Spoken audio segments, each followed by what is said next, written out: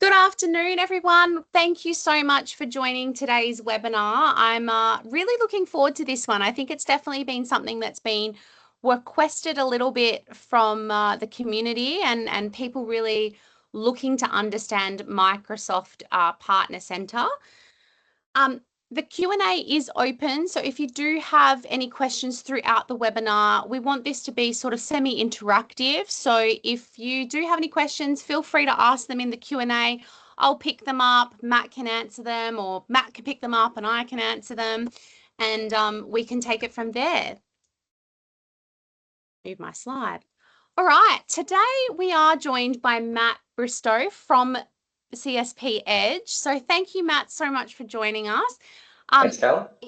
It's going to be a really interesting session. I think there's a lot of questions in the community around Partner Center. It's such a clunky system, isn't it? Like people just don't know how to navigate it, don't know where to find things. So I'm really looking forward to you demystifying it a little bit for everyone on the call. I think most of the people on the call today have met me before or have heard from me before. If you haven't, my name's Kayla. I'm the founder and managing director at Inception Marketing. We help our customers sort of make sure their co-op claims are in check. We help them do marketing to spend their co-op so it's appropriately spent, and then help them do the claims. We also help with marketplace listings and things like that as well.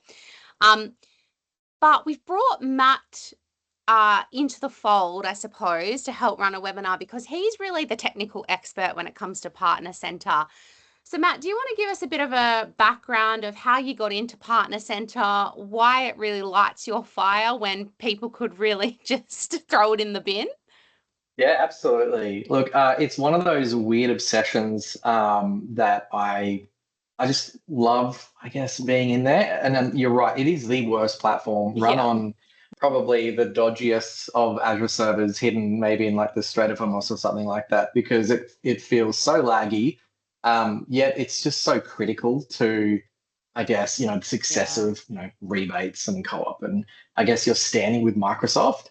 Yeah, look, I've got a technical background, but I also have a background in sales, software distribution, and then obviously running an MSP for a number of years alongside the amazing leadership team at the old ONGC. Left there though and started CSP Edge in November, which is super, super niche down to like basically fractional vendor management really for Microsoft. If you've ever been asked what you do at a barbecue to someone that's not in the industry, yeah, I don't even attempt anymore. I just say business management consulting, and that's it. Because trying to explain what it is I do can be very, very hard unless it's the people on this call. Yeah, we love a good niche over here, so I think Mm. it's a good thing. I think it helps you really define who that customer is. All right, so we're going to talk about Partner Center. Now, I'm sure you'll agree with this, is that your Microsoft partnership is only really as good as how you manage it, right? And a lot of that management is done through Partner Center. Now, we see this a lot as well, or we hear about this a lot, sorry, because if you're working with us, we wouldn't let you do this, but customers are leaving a lot of their rebates and their a lot of money on the tables, aren't they? Like there's there's so many rebates that they could be a part of that they're not a part of or signed up because they don't know how to be. There's a lot of co-op that goes unspent because they don't know what they're meant to spend it on or what they're, how to claim it even. So it we are seeing this a lot. And I think there was a stat, it's a couple of years old now, but I think it was something like 48% of co-op was getting unspent. Like that is like this is it might be higher now. I hope it's not. I hope it's less. But they that's money that you could be spending for free, essentially. Yeah, so in 2024, there was $17.5 million of co-op that evaporated in Australia. And that's just from partners that had generated that co-op dollars, but then it just kind of it rotted on the vine because they didn't claim Yeah. it, or they didn't even know it was there. Yeah. Yeah. Yeah. Yeah. Like that's phenomenal amount of money. Like it's insane. So what are you going to learn today from us? So you're going to get a clear understanding of how Partner Center's structured. Matt's going to take you through most of that. We're going to talk about some of the commonly missed enrollments and what is something that, like, what's a quick win for you? What could you be enrolled in that you're potentially not been, and something to check when you walk away from today? How are co-ops, how is co-op earned and how do we claim it? And then how does marketplace work as well? And then we'll give you a bit of a checklist as we're going about how to review your partner center account, and what you should be looking out for. But before we get into it, I think it's important to say, like, what are most partners getting wrong, Matt? And it really is around, usually what you see is they're not enrolled in the right solution partner designation, right? Yeah, Yep. it's down to the fact that it's maybe a button they haven't pressed. It's as Yeah. simple as that. Wow. Yeah, Yeah. so I've had two partners in the last 2 weeks where it was literally just the enroll button wasn't pressed in Partner Center. That was stopping them from getting about 5.5 grand in rebates a month. A month. Yeah. Wow, that's insane. Um, this is definitely one that I see, is we see a lot of co-op go unclaimed. So, or we hear about it, sorry, because they don't know what the deadlines are. It feels too hard to do the claim. I've already spent the money, so I might as well just, take it on the chin. Um, Marketplace is huge, and I hope that you spend some time talking about this today, Matt, because last year I had a great conversation with Mark Isles, and he is a huge advocate for marketplace presence and getting onto marketplaces. And he basically said that we're seeing a massive increase in marketplace presence, and people that are not on marketplace are going to be missing out, because it is the place that your customers, particularly enterprise customers, if that is where your head is at, are going to almost try before you buy, or explore you or get an offer off you, and that is how they're going to be purchasing, which is huge. Like, people need to be on marketplace. And while we may not be seeing that wave, and this is his words, not mine, while we may not be seeing that wave right now in Australia, it is coming. I think so. I'm super niche, so I know the importance of it. I don't Yeah. actually, in terms of touch it. This is where I leave it up to the experts like yourself, Kayla, and it's so important why it is to Yeah. actually partner with someone like Inception Marketing to leverage that. And my biggest kind of agree with Mark Isles on this. Look to the future of how we're searching for solutions today. So I want to buy enamel pins with my CSP Edge badge I can put on my shirt, right? I don't the first port of call isn't to pick up the phone and call someone. It's not even to Google anymore. I literally use LLM to go, hey, find me this solution. What I foresee is probably these LLMs looking into Marketplace to finding a solutions partner. So if you're a procurement officer of a company or COO or something, you're probably going to start leveraging things like Copilot, Claude, things like that. And it may be looking into Marketplace for an MSP or a TSP. That's a great point. We think about, or SEO, AEO as sort of just for your website and the content that's on your website. We don't actually think about it having a practical application in marketplace. So that's a really good point. And then obviously your customer associations as well. So making sure that you've got that. Is it called a PIC number, Matt? Is that what it's called? I can't actually remember back from when I was helping Yep. out. Yep, the Yeah. PIC number. Yep. Yeah, so making sure you've got a cloud reseller association with the customer, so being recognized for the revenue, that's super duper important. Yeah, yeah. And then we also see that Matt's going to talk us through how the MCI payments work and how they're commonly missed as well. So, Matt, do you want to take it away and share Yeah, your screen? Because I know you've got some slides, and take us through what do we need to be looking out for? amazing. Thank you. So I am kind of recycling this from a presentation I did not so long ago, but it's super pertinent to this. So if you've seen this before, which I'm not sure if anyone in this room has, bear with me. I'm going to speed run just to the good bits, not that there's any bad bits, but yeah, effectively what I try and teach people is treat Partner Center more of a profit system and not so much beer money, because we're looking at real dollars that can kind of shape the bottom line, shape the P&L if you're looking at it properly, especially even for cash flow, it's super duper important. So yeah, it's not so much, I'm not going to say which SKUs you got to sell. Whilst it is important, it's more just around, as a leader in the business, how we actually optimizing Partner Center in a way that it's not just sitting on your shoulders as well. You can kind of delegate those other, different pillars out to maybe your CFO, your accounts team, your sales team, your service delivery manager. So you've got a bunch of people that are accountable for numbers in Partner Center, and it's all working the right way.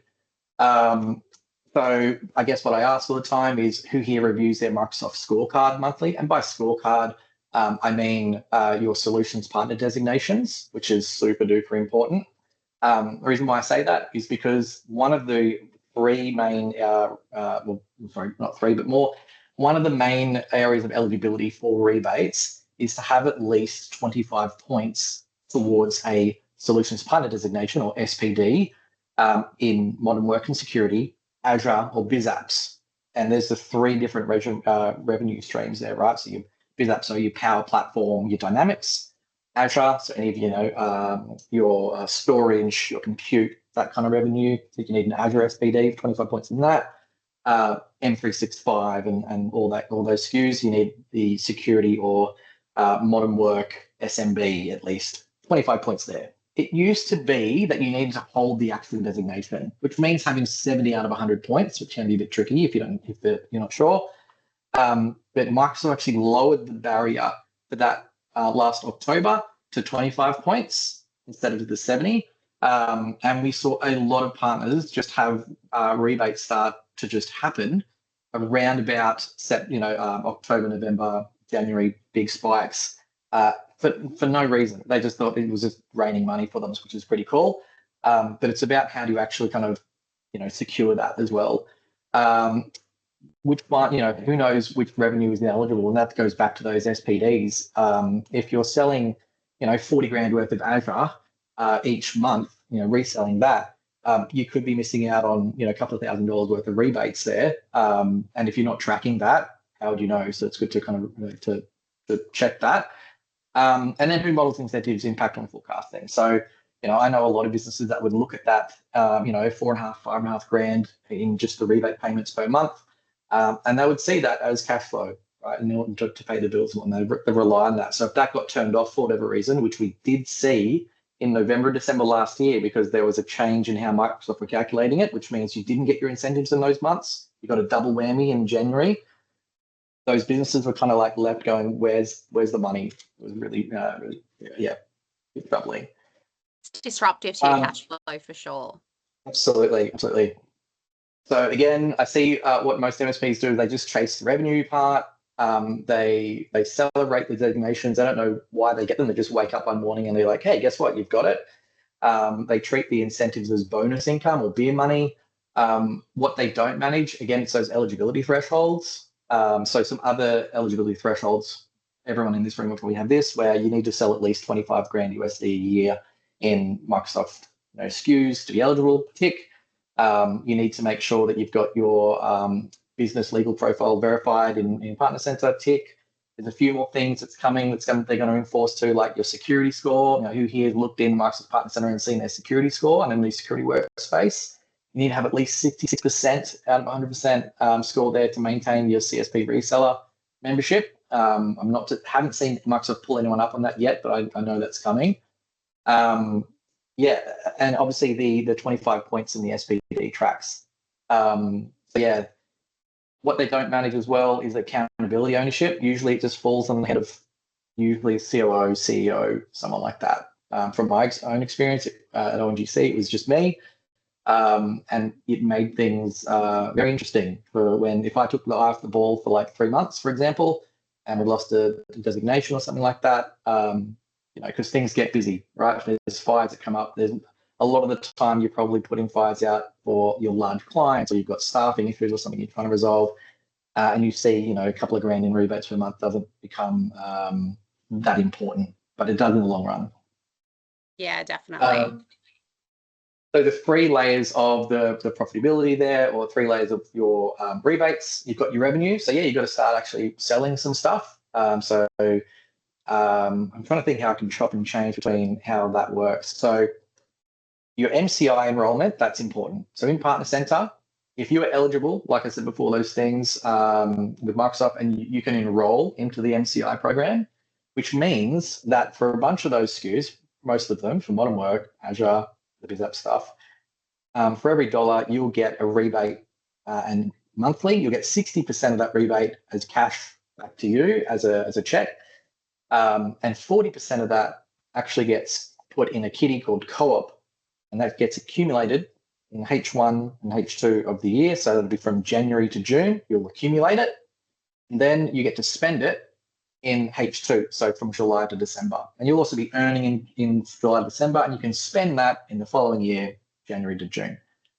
There is a metric there where if you earn $10,000 or more in co-op in that H1 or H2, Microsoft will keep that behind a gate, and you have to put a co-op claim in to actually get that money off Microsoft.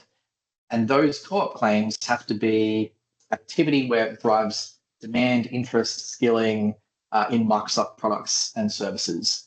And that's where it's really important to have a bit of a plan to know how to spend that, because you only have 8 months to really claim that.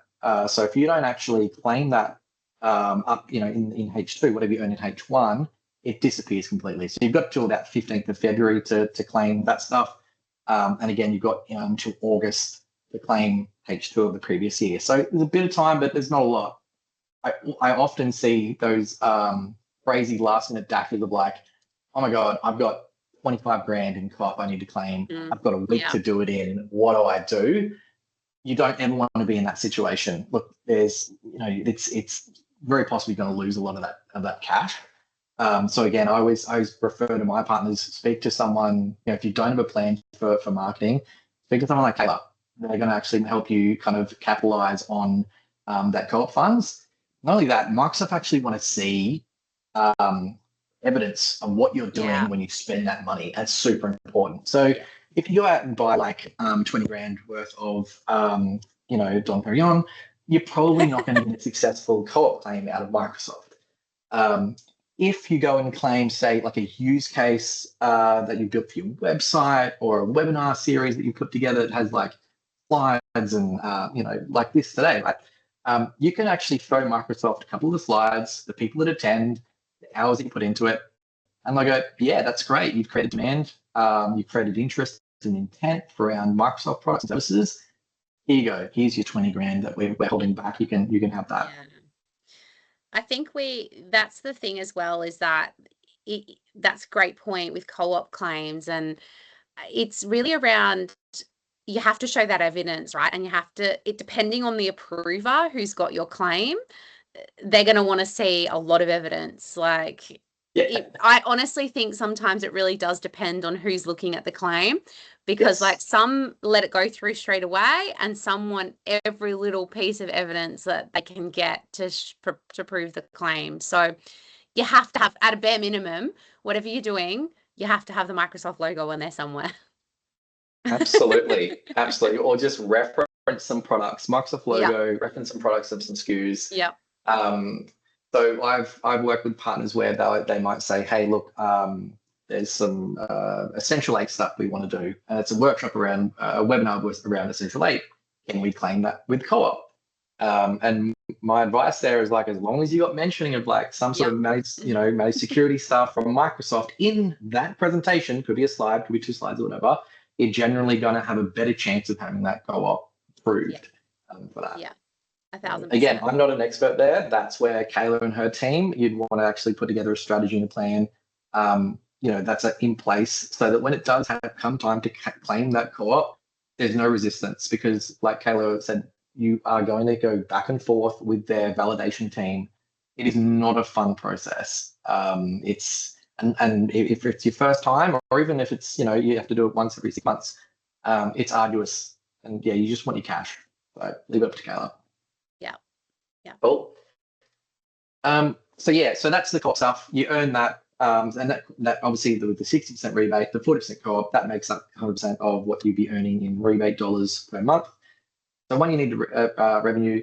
2, you need your eligibility. Now, do you need to be a solutions partner, like have 70 points in a solutions partner designation and buy a membership to have eligibility? No. So you can go and buy one of the Partner Success Core or Expanded Benefits packs. I mean, you don't even have to buy them. You will, if as long as you got 25 points in an SPD, you are eligible and you're enrolled in the MCI program. So that's another important thing to consider. There's huge benefits for buying those packs for lowering internal operational costs. For modern work, for example, you get 200 E5 licenses, M365 E5 licenses, as well as Teams Enterprise licenses. So that alone can make up for the $7,500 or 7,400 plus GST to become an SPD or solutions partner. The other cool thing too is they stack. So what I try and promote is get your modern work, get your security SMB, get an Azure one. If you get 3 of them, you only have to pay that membership once a year, and you've got 3 lots of those benefits stacking on each other. It sometimes can be, worth its weight in gold. It's pretty cool. And score performance. So that's where I'm saying, look, get to your 25, but then push. See if you can get to your 70. Make sure you've got a point in every KPI field, though. So I've had some partners where they'll have 75 points in modern work.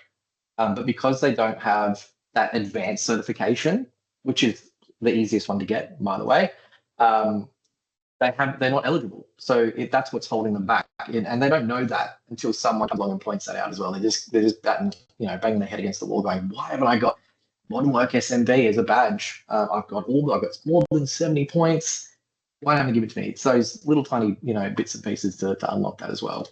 And just taking it back a step, Matt, you're talking about a lot of designations and things like that here, but can you do this is what you do, right? You sort of help, you go into partner center to actually have a look at what they could be eligible for and what they, maybe are missing out on, or what they are currently enrolled in, and actually put together a bespoke plan for them, right? To get them from that 25 to 70 or whatever it is that we need to make sure they're getting maximum rebates, maximum co-op.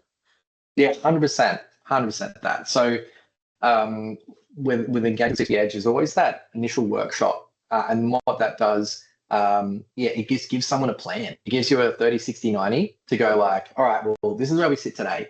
We have maybe 0 rebates. Maybe we have 2,000 a month or something like that. What's required now to maybe unlock or protect a solutions partner designation over the next 60 days or 90 days, increase our rebates, fix up some back of house stuff. It's all stuff that you should be able to do by yourself as well. So we can hand that plan over to the business and say execute on it, or even say, hey, look, I've got 25 grand with the co-op. Hand that to Inception Marketing and say, here's the plan. Like, how do we unlock that co-op? Yeah.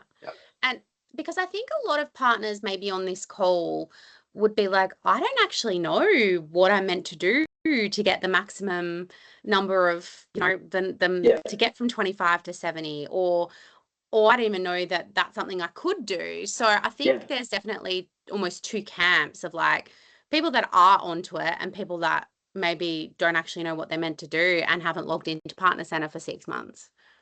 Yeah, 100%. And to be told, to run a business like an MSP and then be expected to become an expert in the Microsoft Partner Program, it's impossible. It's just, you'd be working a second job, basically. Even keeping up to date with any sort of Microsoft changes that is hard enough, let alone understanding how Microsoft calculates the deployments metrics for modern work, or the usage growth, or even the net customer adds, which is a highly contended number for a lot of partners. How does Microsoft actually calculate those things? So having someone who's an expert come in and kind of take away that time sink in understanding how it all works, and just being able to say, hey, look, here's the actual roadmap to get it done. Already know how it works. Here's the actual action items you need to do to unlock it. There you go. This is achievable in 30 days. This is achievable in 60 days. This is 90. Go for gold. Yeah. And just look, this is what you could be a part of. Yeah, 100%. I think so. There's a couple more slides here. I'm going to blast through them really quickly. Some of the gold here. So the 90-day framework, for example, right? I would just love everyone on this call. If you took anything away from what I'm saying, is just have a bit of a 90-day plan around about, just getting some visibility So just log into Partner Center and just have a click around, have a look at your earnings, your incentives, your membership, security. Just have a look in there. Review your SPD or solution fund designation scores. Identify if it says eligible or at risk or in progress. Just have a look at it. And then maybe have a look at how you can assign ownership to different people in your business, whether it's your service delivery manager, your finance manager. It's not just sitting on you and say, hey, look, you're responsible for this number. I want you to learn about, turning this around, or say, we need to get this SPD. Go off and do it. Give it to them as a rock for the quarter. And say this is your, your 90-day rock kind of thing. And then define like a monthly review. Maybe do it in your L10 if you've got EOS in your business. Have it as a number in the L10 for maybe your finance team or your leadership team. And then also alignment as well. So like aligning your sales targets with some of the score levers. If you want to be an Azure Solutions Partner designation, member, then why not align some of your sales targets to sell more, Azure Virtual Desktop, or sell more kind of like, Azure services and things like that. Making sure that your service teams as well are certified in the certifications that are required to unlock those SPDs as well. Microsoft will tell you which one. They've got an AI assistant in there as well. It's not AI. I don't believe that's the right term for it. It's a chatbot that kind of spews out information that you ask for it. But if you say, hey, what certifications do I need for Modern Work SMB? It'll tell you which ones. You can assign them to staff and say, hey, look, here's a rock for the quarter. I need you to get the SC 300, which is like the Identity and Access Management certification, something like that. And then aligning finance with the eligibility reporting. So you got a finance manager, and they're seeing that Microsoft rebate come in each month, and it's it's hitting the bank and they're reconciling it. Where is it going on the P&L? Like, is it just going to recurring revenue? Is it going to cloud? Make sure you're focusing on that and having a keen eye on it. That's super duper important. I think that's a great point, right? Like these rebates are great. Like you can, I guess, put them in as your recurring revenue, but they can unlock your ability to be able to do things in your business, right? That you may not have necessarily been able to do before. So, maybe I'm obviously going to use marketing as an example. Maybe you've never really had the budget to be able to put into marketing to continue to grow the business. I guess having a look at those rebates, having a look at what you could be eligible for is a great way to think about, how can I unlock a bit of money to be able to put into marketing? Because there could be an extra $5,000 a month there, like the example that you gave before. Like that's a pretty good starting marketing budget. 100%. 100. I would say that if you're not spending at least $5,000 to $6,000 a month in marketing, you should be looking at doing that absolutely like straight away. And like I said, great way to fund it. The other thing too is like through your solution fund designations, you get software benefits and Azure credits through that.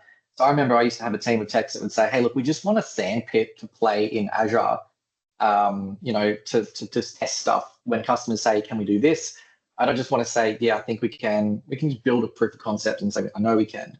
And having, 10 grand USD in Azure credits from being a security SMB or something, or 5 or 6 grand from Modern Work, I can go back to my techs and go, you know what, Merry Christmas, here's, 6 grand USD that you can just, use it as a proof of concept, do some training and some testing in, and it's not actually going to hit, a cost to the business because it's literally a benefit from Microsoft just from being a partner. It's super duper important.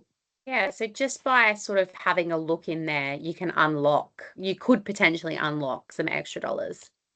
Yeah, 100%. I think really quickly, that's me, my contact details. But CPOR claims. So this is like something I really wanted to at least demystify for a lot of people. It's how a Microsoft partner is recognized for the good work they do, or even just rocking up and being providing unlimited support. We sell those unlimited support plans per head or whatever, and we do a million things. That the customer probably assumes we do. Microsoft don't know that, right? So they just see the licenses that we sell. And they go, oh, cool, you've got a customer that has 50 business premium licenses. Cool. Here's a couple of points for growing that in usage growth or net customer ads or they might do the deployment calculation and go, there's a deployment there. But then you'll sell them business premium, but then you go ahead and you do maybe a SharePoint migration, and you take their data they've got in a physical server somewhere, and you migrate to SharePoint and structure it and do all the right things you're supposed to be doing. Microsoft aren't going to automatically recognize the hard work you've done for that customer from that. You actually have to go into Partner Center, and I've got a screenshot of what it looks like, the different workloads you can claim as an example of the different things, workloads that you can actually be recognized for that count towards those metrics for your solutions partner designations.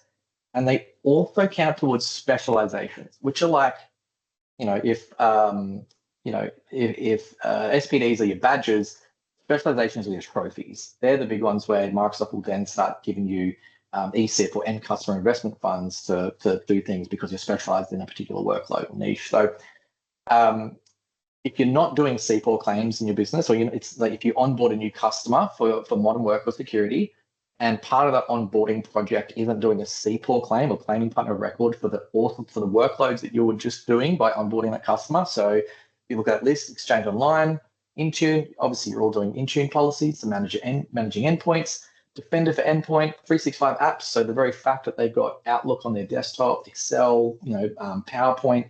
If your techs are installing and maintaining and troubleshooting that, you should be recognized.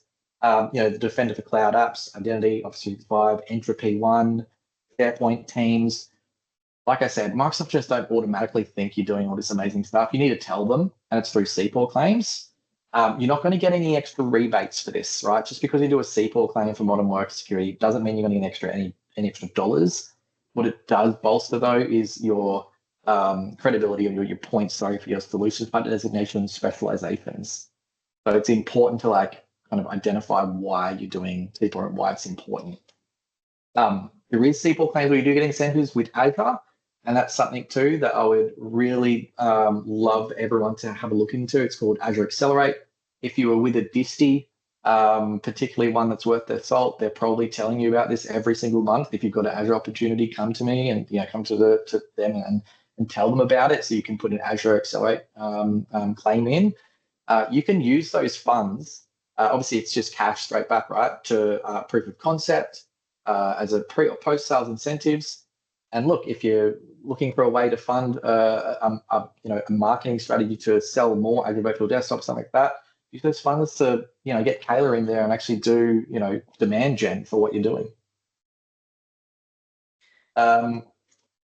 Hopefully that's second last slide. The last slide here is demystifying this part, which is like, what do these scores actually mean for modern work, for example? As probably everyone that I speak to, everyone chases this solutions partner designation. Getting 25, so this partner here, for example, they qualify for rebates based on the 32 out of 100, but they don't hold the SPD. Net customer ads.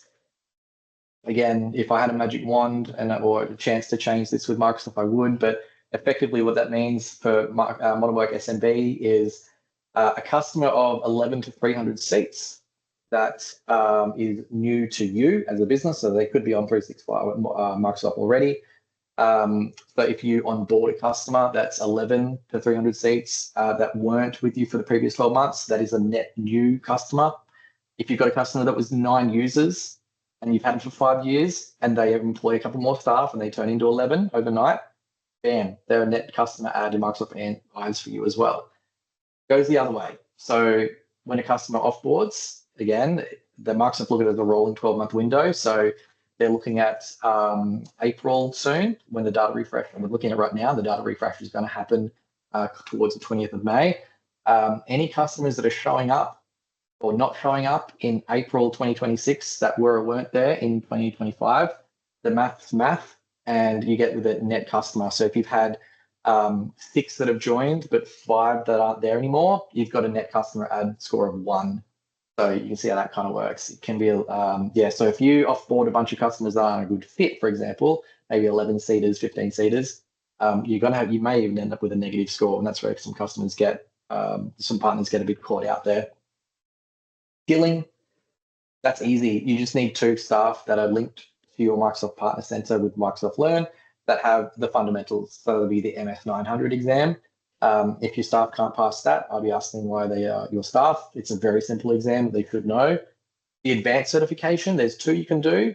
The one that I recommend, there's a Teams, so like it's not even an exam, it's more of an assessment. It's open book. I did it myself and I posted that on LinkedIn to say, hey guys, if I can do it, anyone can do it. I literally did it with the help of Copilot. I took screenshots of all of the questions and said, hey, Copilot, what's the answer to this? It told me, I pressed the button, hit submit. I got 44 out of 50 right. So that's on Copilot for not getting 100%.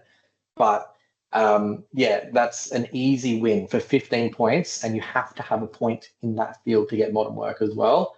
I'd say if there's something you want to do right now is go into Partner Center, check if you've got that or not, and get anyone in your business, even if it's someone in accounts, get them to do it. Sit on Copilot, do the thing. I think I saw a question. Yeah, so we've had a couple of questions come through. So Gordon's just asked that he's saying he's found CPOR claims quite painful. They want multiple hoops jumped through. Yeah. As an example, detailed proposals signed by customers. We've had rejections because wording doesn't meet the requirements or they haven't accepted a digital signature. It just ended up being too hard and time consuming. Any tips? Oh, that is a great question. And look, if Gordon's finding it hard, I know the team at Stella are amazing at what they do. If they're finding it hard, everyone's going to find it hard. So yes, there are 3 artifacts that I would recommend uploading into Partner Center to do a SQL claim that would increase your odds of it happening. And it's incredibly important that the wording in these 3 artifacts match exactly as to like what you're claiming. So if you're claiming Exchange Online, Intune, Entra ID P1, the artifacts actually have to state that you're delivering those and having an impact to the customer by with those workloads. So if you're selling, so again, those 3 artifacts, one is a signed statement of work or an MSA, right? So it has a customer's wet signature or a digital signature on there that is at least 12 months old. So if you've got an MSA from 2024, it's not going to be accepted. If it's signed, from May 7th, 2025, yeah, they'll accept it today. But from what I mean, it has to be 12 months old. The third, so yeah, that's the first, the MSA. The second thing would be a recent invoice that you're still transacting, right? It's not mandatory that you provide a recent invoice, but I've found that it helps with the claim. It shows that the intent of the customer is still there and it's an ongoing engagement. The third thing is super duper important. There's a template that they have, which is a POE template that Microsoft have. You can download it from the CPOR site. And if you fill that out, and there's a section in it that you have to, I get Copilot to write it for me. It's the section 2 that's just you describe exactly what you're delivering in each workload for the customer. And then you fill out the last couple of sections, which is partner's name, the claiming partner's name, like the customer's name, their position, the period of that you're claiming. So it could be like from, I don't know, January 1st, 2021 to now, or from, ongoing. And then a signature. That's as long as that signature there, I use either Panda Docs or DocuSign or something like that, something that's a bit more reputable. As long as that's signed that way, I haven't had anyone push back on, I guess, legitimacy of the signature. I have had them push back on the wording or the description of some of the workloads, and that does require pushing back on the verification team to say, no, like this is what we're doing. It's stated here, here, and here. To Gordon's point, it is frustrating. It's super duper frustrating. When you do get a win, it's a massive win. And I have seen that, there's partners where we've done, we try to get about 10 done a month. Realistically, it's more like 5 getting, them done a month. But once you've got like a good 10, 15, 20 of these SQL claims going and more, it's like a fast moving, heavy loaded locomotive where like these SQL figures, they just crunch and they really like, you don't have to worry about your CSP growth from that point on. That SQL stuff really takes over. It's time consuming. Absolutely. I guess that's some of the value proposition that CSP Edge has, is that we do that for you. Those SQL claims, depending on, I guess the availability of your team as well. We just need to get those artifacts from you. All of the laborious admin stuff and the arguing with Microsoft, that's what I do. Hopefully I love that answered your question, Gordon. Yeah. the arguing with Microsoft. You take care of that. Yeah, exactly. Andrew has also asked, they've got a negative score after selling off a lot of their small clients. Yeah. Anything they can do to sort out the score? I'm guessing this is related to what you're showing on the screen at the moment. Yeah, 100%. Look, I wish I had a really good answer for you in terms like a positive one. There was a quite a large MSP I worked with that had a score of -85 because they did something similar. The best chance you've got is raising a support case with Microsoft. If you're with a distributor, they'll have a like an account manager, a partner account manager. You can raise it through them as well to get some sort of exception. It is incredibly rare that you do get an exception though. They kind of just say, look, these are the rules. We have to stick by them. There's no exceptions.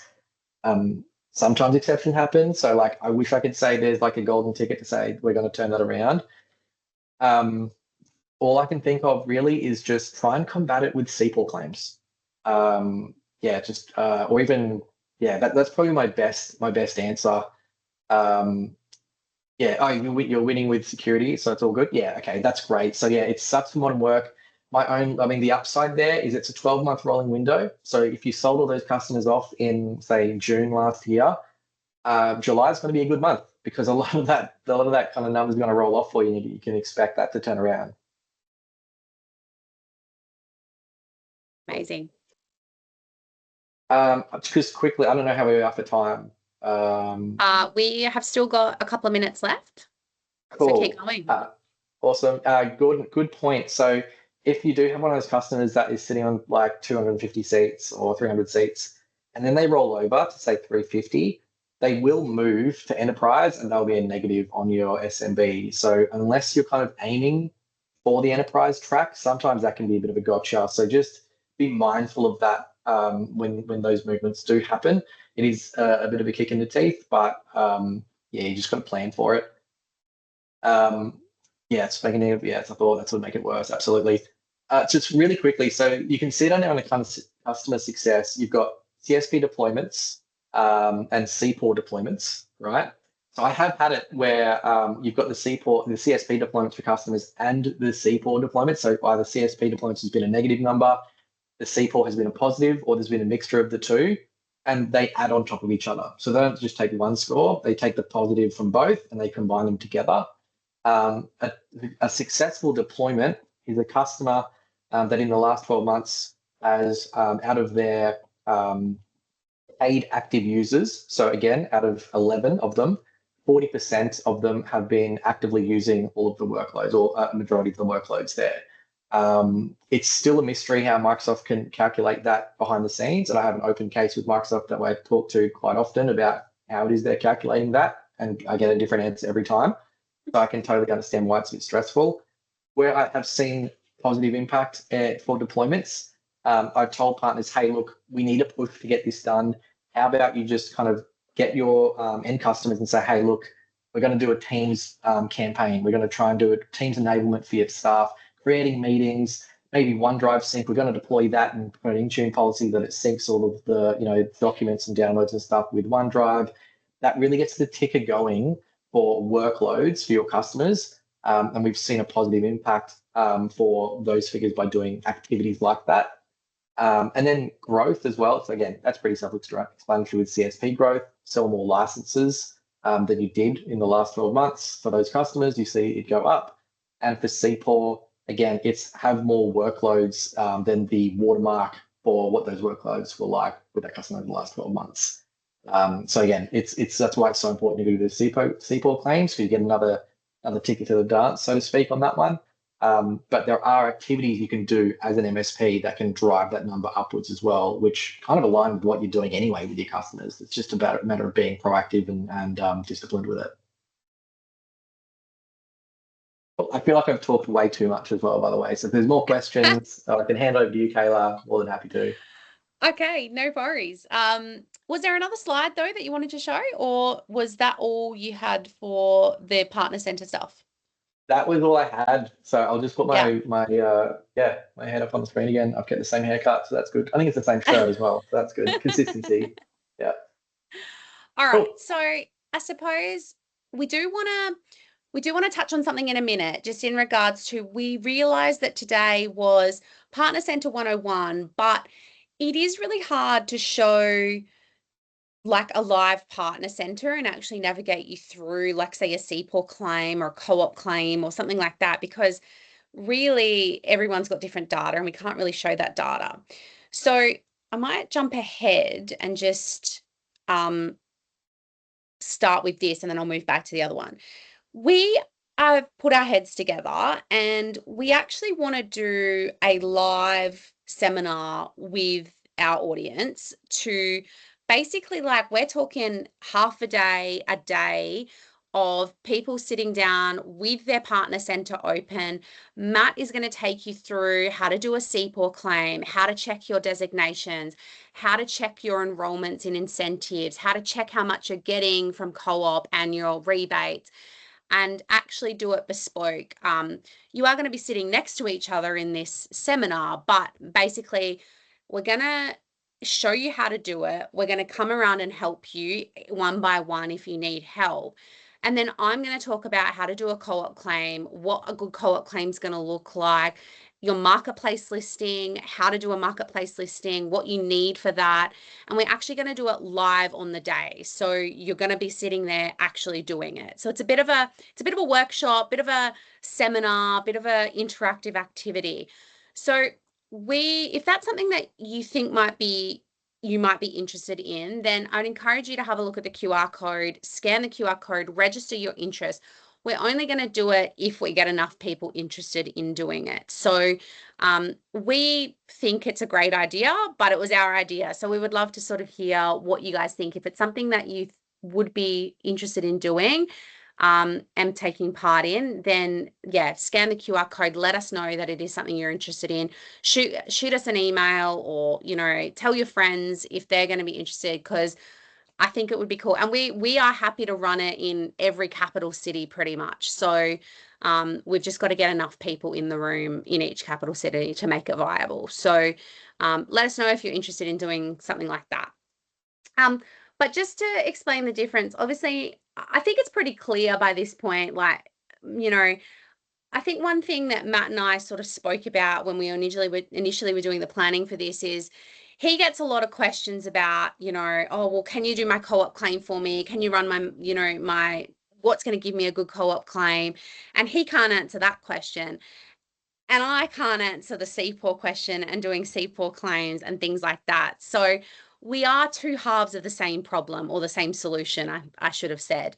So, you know, CSP Edge and Matt are really around, you know, those CPOR claims, checking your designation, checking your enrollments, making sure you're earning correctly, telling you how much co-op you're going to receive in the next half or the next quarter, because you can do those projections pretty well, can't you, Matt? Whereas, Yeah, correct. you know, Inception and myself and the team are really about, how do we do a co-op strategy and make sure that you're able to claim successfully and claim all of that co-op? How do we do your marketplace listings? You know, Matt looks at, you know, looks at those marketplace listings and what you could potentially be listing, but we actually help you do the listings. So we just thought it'd be good to sort of have a look at, you know, have a look at what each of us do, so you know where to send what, you know, inquiry to, I suppose. Again, the seminar, I've talked about it, but if you would like to, if that's something you think would be of interest, then we would love to know, because yeah, we don't know until we try these things. Thank you so much for joining us. Thank you, Matt, for joining me on the webinar today. If you've got any more questions, feel free to drop them here, or shoot us through an email. We will be sending around the slides, the recording today, so you can always reply to that as well. But thank you so much for joining us. I know it is a bit of a weird time. We're sort of testing out times. So again, we would love your feedback if this is a good time, or if this is a bad time, if you'd prefer it in the morning or whatever. We always open to that feedback. But thank you so much, everyone. Have a good rest of your day. And Stuart, you found it helpful in WA. Well, that's great. Thanks so much, everyone. Have a great rest of your day, and we'll see you on the next one. Thank you.